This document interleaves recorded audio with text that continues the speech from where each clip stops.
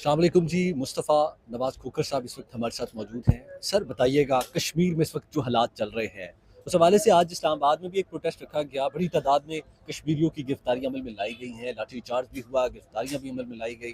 3 preserve when جو ہے وہ بھر کے اسلام آباد کے مختلف علاقوں میں شفٹ کی گئی. اور اس کے علاوہ جی کشمیر میں جو اس وقت سچویشن ہے, پورا ملک پورا ایک کشمیر بند ہے.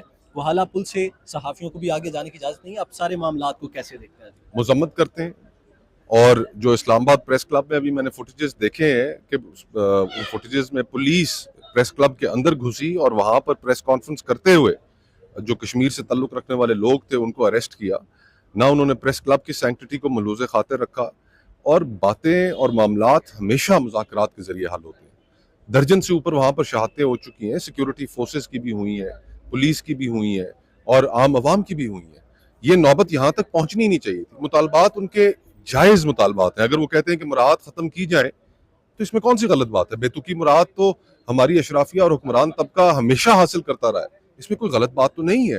اور اگر وہ کہہ رہے ہیں کہ 12 نشستیں مہاجرین کی پاکستان کے اندر ختم کریں کہ جن کے ذریعے اسلام آباد وہاں پر کنٹرول رکھتا ہے, جب چاہا جس جماعت کے ساتھ لگا دیا, اس جماعت کے اوپر حکومت کے اوپر تلوار لٹکا دی, اس کو ختم کرنے کا بھی مطالبہ جائز ہے. تو میں یہ سمجھتا ہوں کہ جو کچھ وہاں پر صورتحال بنی ہے اس کے نتیجے میں وہاں کے وزیر اعظم کو فوری طور پر مستعفی ہونا چاہیے. تمام ذمہ داری ان پر عائد ہوتی ہے, ان کی کابینہ پر عائد ہوتی ہے.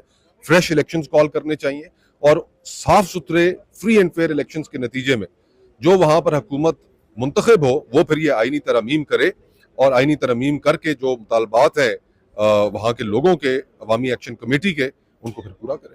اچھا, ایک طرف جو اسلام آباد سے پولیس گئی ہے وہاں پہ سیکیورٹی کے لیے, جو پنجاب سے پولیس گئی ہے ان کے اہلکار بھی زخمی ہیں.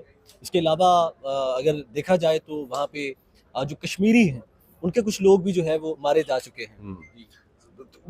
دیکھیں, یہ لاٹھی ڈنڈا گولی آنسو گیس یہ کبھی کسی چیز کا حل نہیں ہوتا. اگر آپ نے پاکستان میں یہ کر کر سمجھ لیا کہ آپ ہر جگہ یہ کر لیں گے, یہاں پر بھی لوگ نہیں قبول کر رہے. کہاں لوگ اس طرح جبر کو قبول کرتے ہیں؟ زبان ہمیشہ ایک پولیٹیکل ہونی چاہیے اور سیاسی مذاکرات کے ذریعے بیٹھ کر کے جناب آپ کی کیا مطالبات ہیں اور انصاف پسند ہو کر ان معاملات کو حل کرنا چاہیے. آج پی ٹی آئی کی جانب سے پریس کانفرنس کی گئی آپ کے ریزیڈنس پہ, اور یہاں پہ آپ بھی اس پریس کانفرنس میں موجود تھے.